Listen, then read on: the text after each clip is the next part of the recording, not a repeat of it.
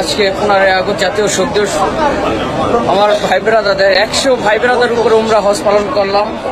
15 August আমাদের জাতির জন্য বঙ্গবন্ধু পরিবারের সবাইকে নির্মমভাবে হত্যা করে, তাদের জন্য আজকে আমাদের এই উমরা হজ।